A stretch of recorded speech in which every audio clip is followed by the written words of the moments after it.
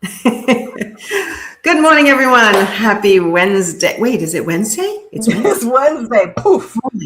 I literally went, wait, is it Tuesday? Happy Wednesday, everyone. I am Nancy Quinn, business coach, body language trainer to interior designers. Welcome, Megan. I am here with my virtual CFO to talk about what this year's numbers have actually said about your business and you, maybe? Tell me.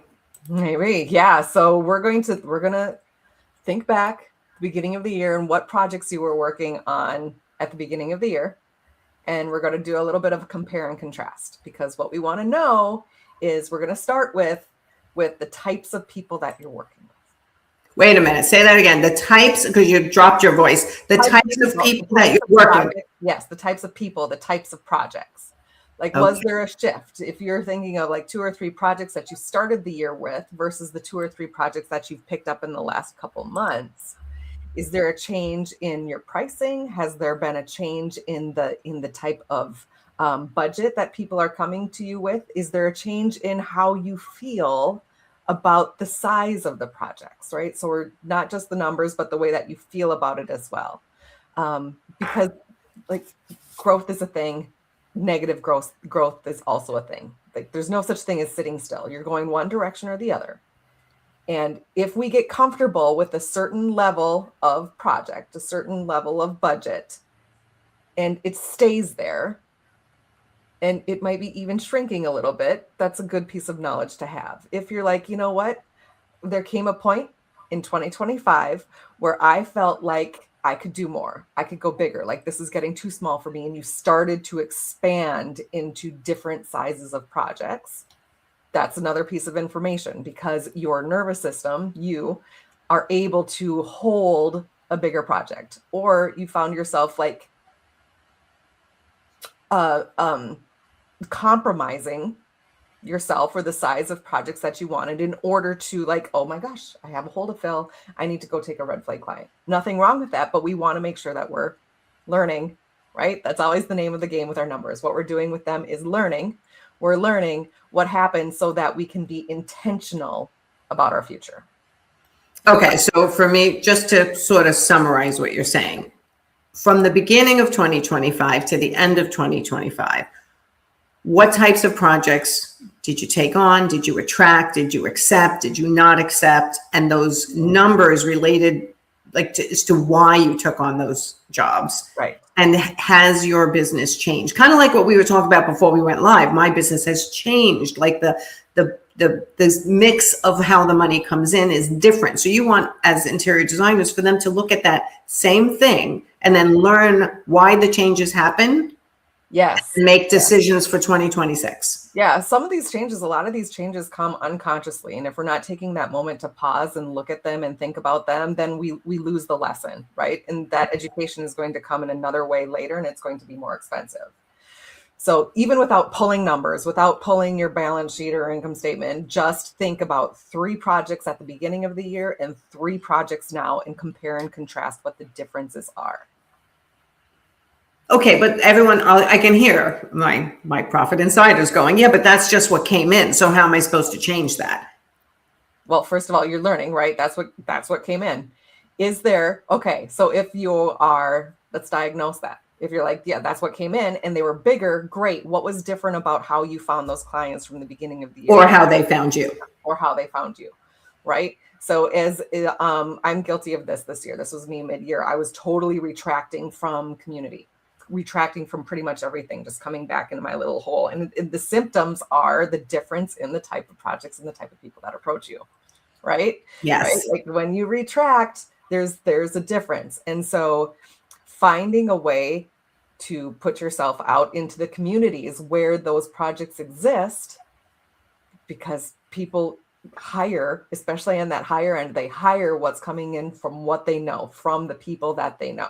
Right. Which is why I always say, get out from behind your computer as an interior designer, because you need to have community for people to know who you are, what you do, how you do it. Your personality is your brand.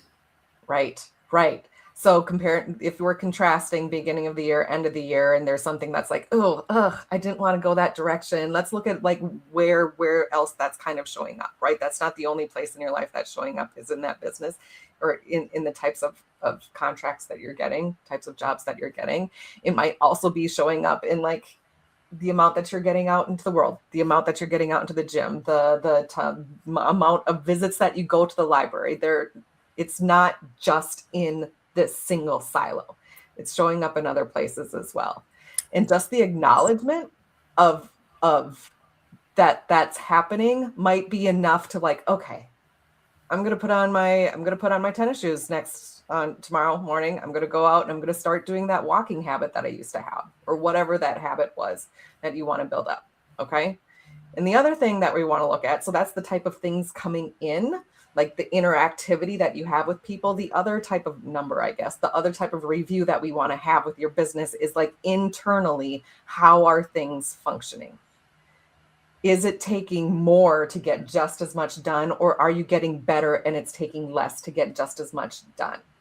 Because the shift that we want to see here is, hang on a second, if I'm charging by the hour for design and I am doing better design in less time, I'm getting paid less for better work. Not if you're raising your prices like I tell my people to do. That's not happening. You're getting better, you're getting more efficient. It's less clients, more money. And that is by becoming really efficient, like you're saying, and raising your hourly rate if you need to. So we just want to be cognizant of that. Like, oh, I am better at this. I am more efficient. I'm more what? There's no reason for me to be paid less. We just want those realizations to come like, oh, yeah, okay, it is time to take a look at my pricing. It is time to take a look at how I'm billing, whatever that is, because we want you to have the reward for being better at what you're doing. Definitely. Have the reward for being better at what you're doing. And then finally, the last thing, truly, fine, let's pull out our numbers. Let's actually look at them. Yeah. We need to take a look at an expense review. I'd love for you to do this quarterly, but now is definitely the time to go dig out an income statement that shows every line. If you're in QuickBooks, you just want a detailed income statement from December 1st till today, and we want to see everything that you spent money on. And we're going to do a vibe check on it. It's not even a like, you need to decrease by $10,000. And you're like, I don't know what to take out. Like, no, we're just going to go line by line. Oh, I spent this much on Adobe. Am I okay with that? Right. Did I need it? Did I use it enough? Was it worth the dollar amount? And is there an alternative if I'm interested in moving to something else? Amen. Right. Amen. I can't tell you how many things during the year I have to do this. I have to do this all the time because I'm always like, oh, that's a great little subscription. I'll use that all the time. And then I'll use it for 3 months and then I don't use it. So this review is either like, oh, I forgot about that. That was so valuable. And I'm going back to it, like put it on my schedule. I'm going back to it now. Or like, I love you, but now it's not the time anymore. And you're going to get canceled. Yes. So we do this all the time with the tech that we use. We look at the tech and go, okay, do we need that anymore? If we cancel that subscription, is it going to break anything that used to work? Right. And then determine, because that's what happens in my world. I've used so much tech since I've been in the beginning of coaching. If I delete some old link, it breaks 20 things that I didn't know it was going to break, because everything has built on each other. So, but it is important to do that analysis. And if you can get rid of things legitimately, then it's time to do it. And we do it the same way. We do a quarterly review also. Every time I get my credit card statement, I'm like, why are we paying for this? Yep. So, okay. All right. So recap. Okay. So there's 3 things that you want to look at, and 2 of them don't include numbers. Well, they do, but not that you have to go digging for it. The first one is your interaction with out in the world, with community, with people, with prospects, right? How is that working for you? How does that shift the types of contracts that you're getting? Okay. Mm-hmm. Second one is internally, how am I able to complete the work? How is my team and my processes and how are the 3 of us working together in order to get that work? Is it better? Is it more efficient? Is like something stagnating? Are things not getting done? Is there something like, okay? So the work itself internally. Right. Have you gotten more efficient since last year, or have you gotten less efficient, and why? Like looking at that. Right. And then we want to be intentional about if there's a prognosis of like, yes, I was doing awesome and this is why it got so much better. Awesome. That's great information to have. Or like, oh, it did get stagnant. It's starting to take longer. I'm starting to get resentful in this area, whatever it is. Right. Now we have attention on it. We're cognizant of it. We're aware of it. And we can be intentional about how and if we want to fix that. Okay. Okay. And then the third one is like the holes in the floor.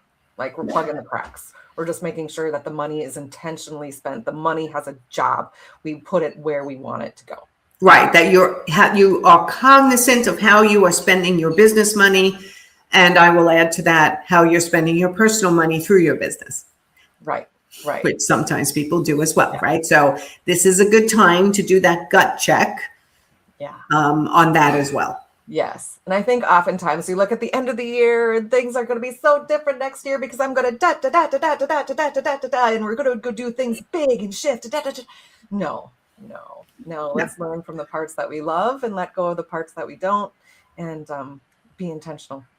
Absolutely. Be intentional. Okay. That's the mic drop moment. So tell everyone how you can be their money mentor. Come on over to megandahle.com and hop on my calendar. We're going to have a great conversation. Yes. We're going to get to the heart of what's all behind that and find out what it would take to make you like really take charge of the business side of your business.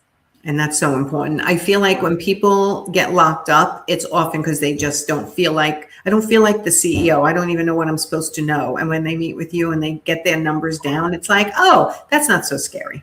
Yes. Like, what am I supposed to be doing? Yes. Yes. Right. What should I be looking at, and what should I be focusing on, and what should I be doing? All those questions. Secret hidden in the numbers. There's just something secret that everybody knows that I don't know. Yeah, no, that's the big secret. Nobody really knows much more, but a money mentor can really get you to feel confident and comfortable where you are at, and then teach you little steps to get to where you some parameters to know what done looks like. Exactly.